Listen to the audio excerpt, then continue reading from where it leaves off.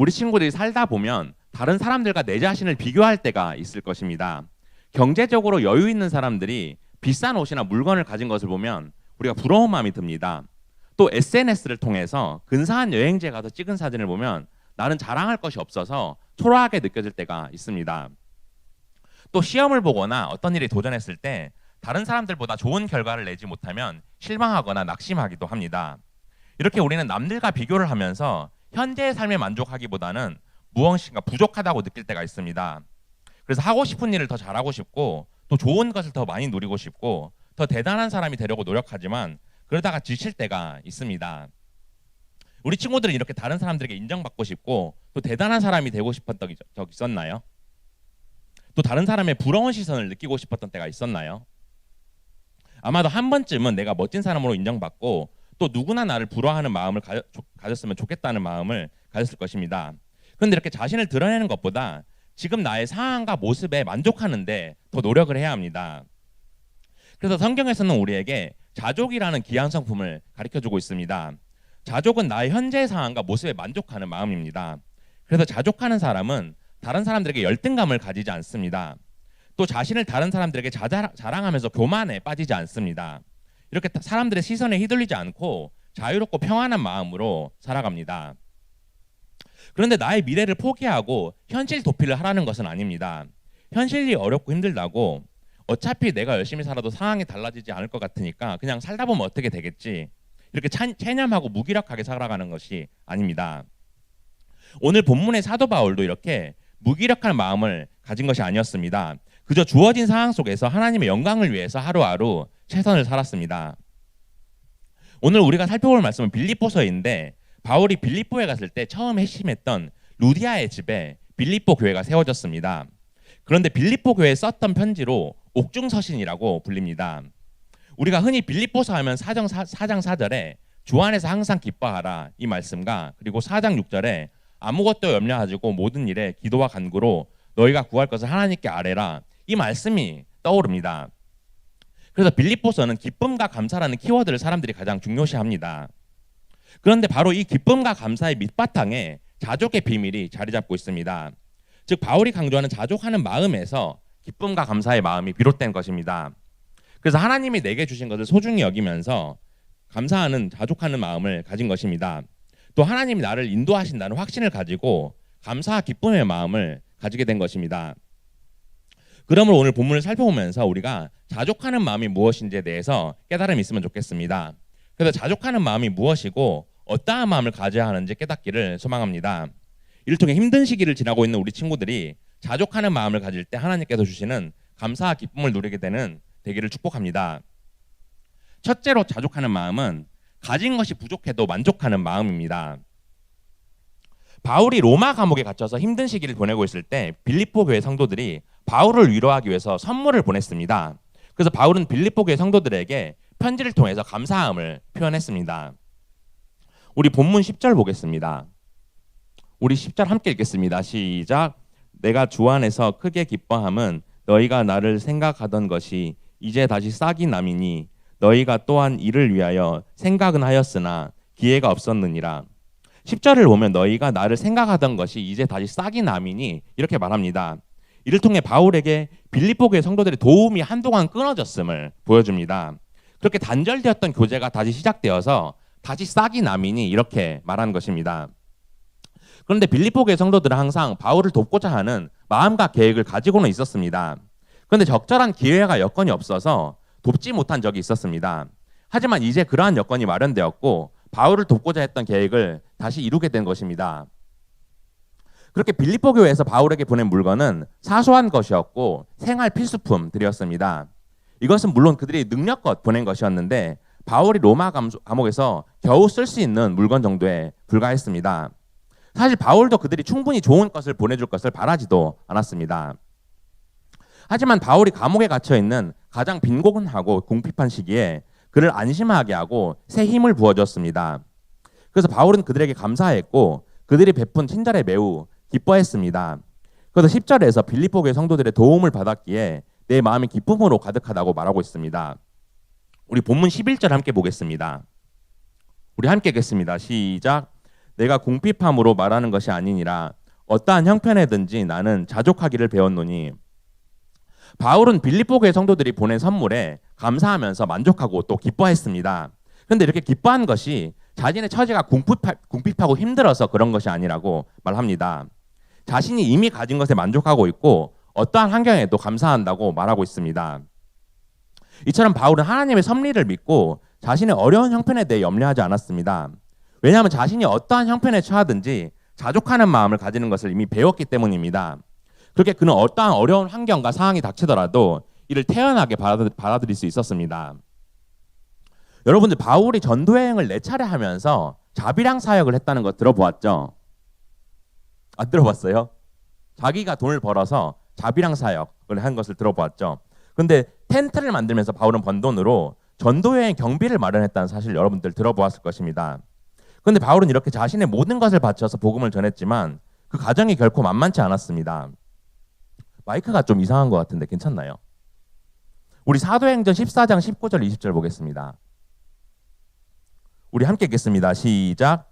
유대인들이 안디옥과 이고니온에서 와서 무리를 충동하니 그들이 돌로 바울을 쳐서 죽은 줄로 알고 시해로 끌어내치니라.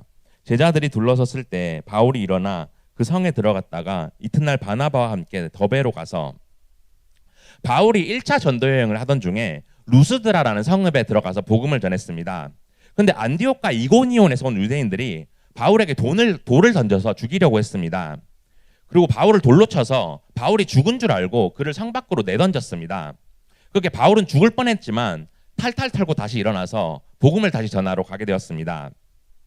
그리고 이렇게 바울은 죽을 뻔한 일을 겪고서도 2차 전도 여행 때 루스드라를 한 번 더 방문하게 됩니다. 그때 그곳에서 바울은 신실한 일꾼인 디모데를 만나게 되었습니다. 그리고 디모데는 바울의 제자가 되었고 이후 바울의 전도 여행에도 동참하게 되었습니다.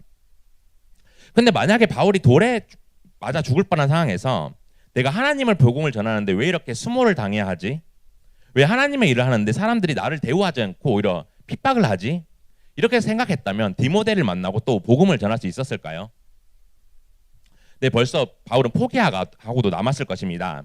이렇게 바울은 힘들고 어려운 상황에도 복음을 전할 수 있다는 그 작은 사실 하나만으로도 감사했습니다. 이러한 마음이 그가 힘들고 어려운 상황에도 다시 일어서게 했고 그것이 바로 계속해서 전도여행을 할 수 있었던 원동력이 되었습니다. 그리고 로마 감옥에 갇혔을 때도 빌립보 교회 성도들의 작은 도움에 만족하는 마음이 그가 힘든 감옥 생활을 이겨내는 힘이 되었습니다. 이를 통해서 우리가 작은 것에 기뻐하고 감사하는 마음이 얼마나 중요한 일인지를 볼 수 있습니다. 이처럼 우리가 가진 것에 만족하면서 하나님이 주신 것에 기뻐해야 하지만 그렇지 못할 때가 있습니다. 우리 각자에게 하나님이 주신 달란트가 모두 있지만 더 좋은 환경과 조건을 생각하면서 살아갈 때가 있습니다. 하지만 그것은 하나님이 원하시는 것이 아닌 우리의 욕심일 수도 있기 때문에 비록 우리가 부족하더라도 만족하는 마음을 가져야 합니다. 그리고 우리가 왜 작은 것에도 만족하는 마음을 가져야 할까요? 우리가 왜 작은 것에도 만족을 해야 할까요? 네, 바로 감사해야 하기 때문입니다. 우리가 작은 것에 만족하지 못하면 결코 감사할 수가 없습니다. 그리고 나의 상황에 자족하지 못하면서 걱정과 염려가 생깁니다. 그렇게 우리가 긍정적인 생각보다 부정적인 생각을 할 수가 있기에 하나님께서 우리에게 자족하라고 말씀하신 것입니다. 우리 빌립보서 4장 6절 보겠습니다. 아무것도 염려하지 말고 다만 모든 일에 기도와 간구로 너희 구할 것을 감사함으로 하나님께 아뢰라. 만약 나의 상황과 환경을 만족하지 못한다면 걱정과 염려가 생기게 됩니다. 그래서 왜 나의 환경은 이거밖에 안 될까? 내가 더 잘할 수 있을 것 같은데 환경이 안 좋은 것 같아. 이렇게 만족하지 못하고 불평하는 마음을 가지게 됩니다. 그렇게 우리의 삶에 감사하는 마음이 없어지기 때문에 하나님께서 이렇게 말씀하신 것입니다. 전도사님이 예전에 걱정과 근심이 많은 적이 있었습니다. 그래서 뭔가 뒤처지는 것 같고 마음이 불안할 때가 있었습니다. 그래서 시내에 나가서 교보문고로 가서 성공에 관련된 서적을 찾았습니다. 그래서 어떻게 하면 더 인생이 잘 풀릴 수 있을까? 어떻게 하면 더 성공해서 돈을 많이 벌 수 있을까? 이런 고민을 한 적이 있었습니다. 우리 친구들도 성공 서적 본 친구들 있나요? 성공하게 관련된 서적들 본 친구들 있어요? 없어요? 그럼 무슨 책 읽어요? 소설책 같은 거? 뭐 소설이나 만화, 뭐 에세이 여러 개 있죠. 뭐 자서전도 있고 위인전기도 있는데 소설이나 에세이 같은 책들보다는 전도사님은 성공서적을 계속해서 읽은 적이 있었습니다. 그런데 그렇게 읽었던 성공서적 중에 하버드 새벽 4시 반이라는 책이 있었습니다. 한번 들어봤어요? 하버드 새벽 4시 반. 그래서 하버드 학생들은 성공하기 위해서 새벽 일찍 하루를 시작한다. 그래서 우리도 그렇게 해야 한다. 이런 내용이었습니다. 간단히 말하자면.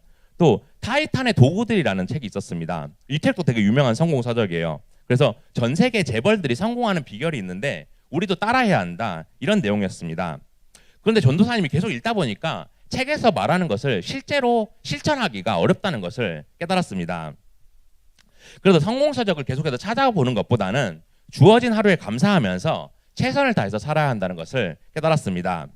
그리고 나의 환경과 조건에 만족하지 못하고 영위하는 것보다는 나의 필요를 하나님께 아뢰는 것이 중요하다는 것을 알았습니다. 그래서 우리에게 가장 좋은 것을 채워줄 하나님을 믿고 매일 기도하면서 사는 것이 성공서적을 찾아보는 것보다는 하나님이 더 원하시는 모습이라는 것을 알았습니다. 그래서 여러분들이 때때로 부족한 것이 있더라도 하나님께 감사하는 마음으로 하루하루를 최선을 다해서 살아갔으면 좋겠습니다. 바울이 감옥 안에서도 자족할 수 있었던 것처럼 우리 친구들이 지금 학업과 입시로 힘든 시기에 있지만 하나님 안에서 만족할 수 있기를 소망합니다. 그래서 비록 내가 가진 환경과 조건이 부족하더라도 작은 것에 감사할 때 참된 기쁨을 누리며 살아가는 여러분들 되기를 축복합니다. 둘째로 자족하는 마음은 예수님 안에서 가질 수 있는 마음입니다. 앞서 바울은 어렵고 힘든 상황 속에서 기뻐하고 감사하는 법을 깨달았다고 말합니다. 그런데 이렇게 자족하는 마음을 어떻게 가질 수 있었는지 이어서 말해주고 있습니다. 우리 본문 12절 보겠습니다. 우리 12절 함께 읽겠습니다. 시작. 나는 비천에 처할 줄도 알고 풍부에 처할 줄도 알아. 모든 일 곧 배부름과 배고픔과 풍부와 궁핍에도 처할 줄 아는 일체의 비결을 배웠노라. 바울은 이렇게 말합니다. 자신이 가난을 이길 수도 있고 또 부유함을 누릴 줄도 안다고 말합니다. 그래서 배부를 때나 배고플 때나 기뻐하고 즐거워할 수 있다고 말합니다.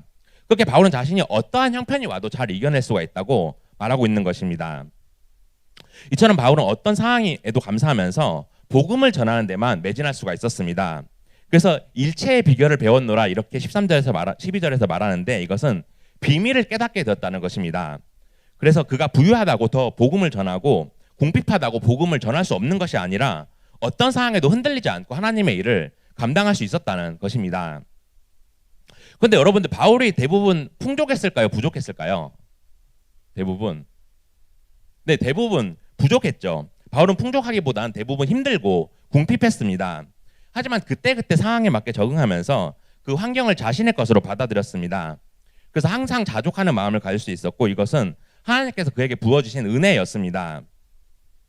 이처럼 우리 역시도 고난 속에서 내 자신을 적응할 수 있는 것이 필요합니다. 왜냐하면 고난이 없이 풍족하다고 항상 일이 잘 풀리는 것이 또 아니기 때문입니다. 내가 힘들다고 불행한 것은 결코 아닙니다. 오히려 세상 사람들은 돈을 많이 벌고 부유해질 때 타락하는 경우가 있습니다. 우리 친구들 로또 알죠? 로또.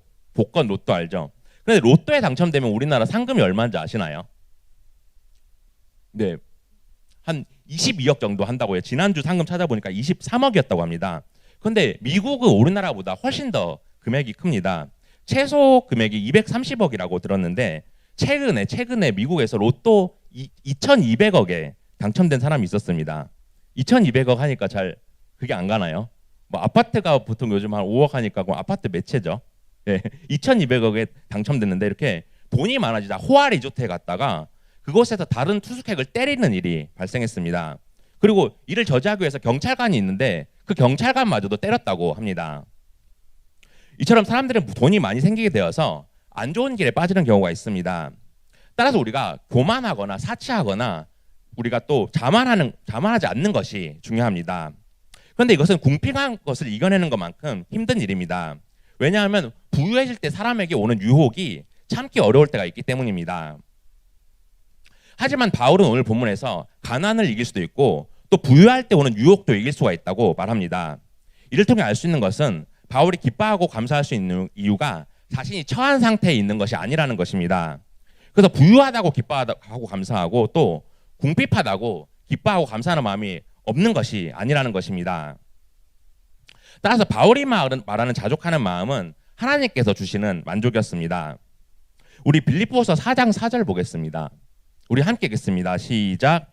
주 안에서 항상 기뻐하라. 내가 다시 말하노니 기뻐하라. 이처럼 바울은 주 안에서 항상 기뻐할 수 있다고 말하면서 바울이 기쁜 것은 부유해서가 아니라 주 안에 있기 때문이었습니다. 그래서 빌립보 교회 성도들에게 주 안에서 항상 기뻐하라고 말한 것입니다.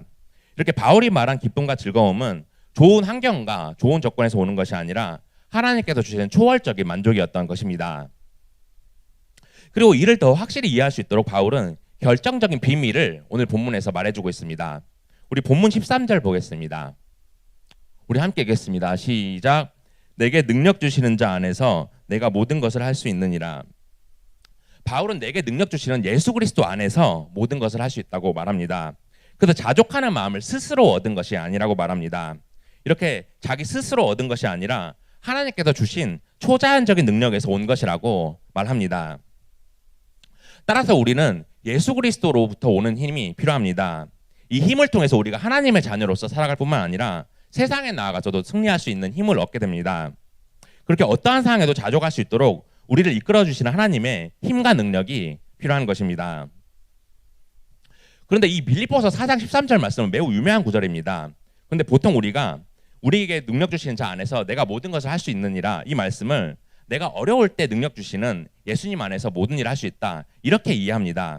그런데 우리가 앞뒤 문맥을 통해서 정확하게 바울이 말하고자 하는 의도는 자족하는 마음이 예수 그리스도 안에서 오는 것이다, 이렇게 말한 것입니다.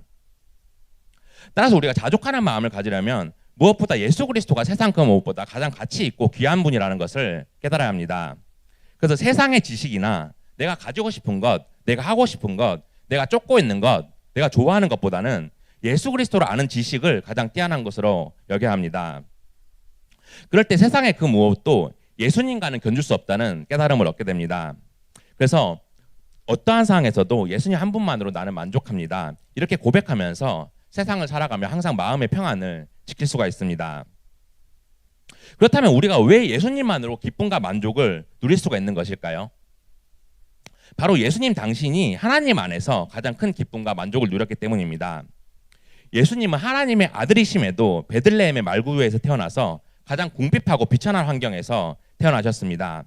그렇게 이 땅의 삶 가운데서 하나님의 말씀을 전하시고 십자가에서 모든 사역을 이루시면서 어떠한 환경도 기꺼이 감당하신 분이셨습니다.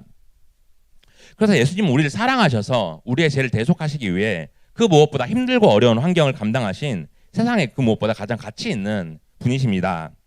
우리가 이 사실을 깨달을 때 예수님을 사랑할 수 있고 예수님 안에서 늘 자족하며 살 수가 있는 것입니다. 그래서 빌립보서 1장 20절을 보면 바울은 이렇게 고백하고 있습니다. 나의 간절한 기대와 소망을 따라 아무 일에든지 부끄러워하지 아니하고 지금도 전과 같이 온전히 담대하여 살든지 죽든지 내 몸에서 그리스도가 존귀하게 되게 하려 하나니. 바울은 자신이 죽든지 살든지 내 몸에서 그리스도가 존귀하게 되기를 원한다고 말합니다. 그래서 삶의 모든 순간에, 심지어 죽음의 순간에도 예수님을 가장 귀한 분으로 높여드리는 것이 바로 존재의 이유라고 말합니다. 그리고 자신이 예수 그리스도를 높이고 그분의 영광을 드러내기 위해서 지음받은 존재라고 말합니다. 전도사님이 강아지를 3마리 키우고 있습니다. 아마 지난번에 얘기해서 들은 친구들이 있을 것 같은데, 첫째를 데려온 지 1년이 되었을 때 시내에 나갔다가 한 마리를 더 데려오게 됐습니다. 그래서 그렇게 둘째를 데려온 지 또 1년 뒤에 또 셋째를 데려오게 되었습니다. 그러다 보니 저도 모르게 3마리가 되었습니다. 그래서 계속해서 3마리를 키우다 보니까 한 마리를 키울 때보다 더 좋다는 생각이 들었습니다. 근데 어느 날 강아지 산책을 시키려고 3마리를 다 데리고 나갔습니다. 근데 강아지 한 마리를 데리고 계신 위층의 할아버지 할머니가 할머니를 엘리베이터에서 만나게 되었습니다. 근데 우리 강아지 3마리를 보더니 욕심쟁이라고 이렇게 말씀하셨습니다. 자기들은 한 마리만 있어도 좋은데 무슨 3마리나 키우고 있냐고 의미심장한 말을 던지셨습니다. 근데 이 말을 듣고 보니 지금 3마리를 키우지만 사실 한 마리만 키웠을 때도 충분히 만족했던 것 같았습니다. 그러고 보니 주변에 강아지를 키우고 싶어도 못 키우는 분들이 계셨습니다. 우리 목사님들 중에서도 강아지를 좋아하시는데 사모님이 반대하셔서 강아지를 못 키우시는 목사님들이 계십니다. 따라서 우리가 주어진 환경과 조건이 풍족하다고 만족하는 것이 아닙니다. 사람은 욕심이 많기 때문에 많이 가져도 더 많이 가지고 싶은 법입니다. 그렇게 결국 세상 것으로는 만족할 수 없기 때문에 진정한 기쁨과 만족은 오직 예수님으로부터 오는 것입니다. 그래서 예수 그리스도 안에 거할 때 하나님의 은혜를 부어주시고 내 마음에 감사와 기쁨이 넘치게 되는 것입니다. 그러므로 저는 여러분들이 오직 예수 그리스도 안에서 자족하는 마음을 가졌으면 좋겠습니다. 그래서 예수 그리스도 안에 거하고 그분과 연합할 때 가장 기쁨과 감사가 넘치는 삶이 되기를 소망합니다. 그렇게 다른 무엇이 아닌 오직 예수 그리스도 안에서 참된 만족을 누리며 살아가는 여러분들이 되기를 축복합니다. 이제 말씀을 정리하겠습니다. 사랑하는 고등 친구들, 우리가 삶 속에서 하나님을 높이면서 그분 한 분만으로 만족해야 합니다. 존 파이퍼 목사님은 우리가 하나님 안에서 가장 만족할 때 하나님은 가장 큰 영광을 받으신다, 이렇게 말했습니다. 즉 우리가 하나님 안에서 만족함을 누리는 것, 그것이 하나님을 가장 높여드리는 방법입니다. 따라서 자족하는 마음을 우리에게 능력을 주시는 예수 그리스도를 사랑할 때 가질 수가 있습니다. 그래서 우리가 다른 사람과 비교하고 불평하고 불만족할 필요가 없습니다. 예수님이 나를 사랑하시고 나와 함께 하시고 내 삶을 붙잡고 계신다는 믿음을 가져야 합니다. 그래서 우리 친구들이 어쩔 때 시험을 잘 못 봤더라도, 또 친구 관계가 힘들더라도, 또 지금 학교 생활이 힘들고 원하는 대로 잘 되지 않더라도 예수님 한 분만으로 충분합니다. 그분만으로 만족합니다. 이렇게 고백하는 것이 삶 속에 가장 우선순위가 되었으면 좋겠습니다. 또한 우리가 작은 것에도 기뻐하며 감사했으면 좋겠습니다.